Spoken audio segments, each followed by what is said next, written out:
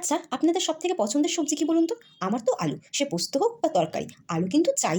তাই ভাবলাম আলু দিয়েই কিছু বানানো যাক। না, সবার মতো পকোড়া নয়, একটু অন্যরকম কিছু বানাবো ভাবলাম।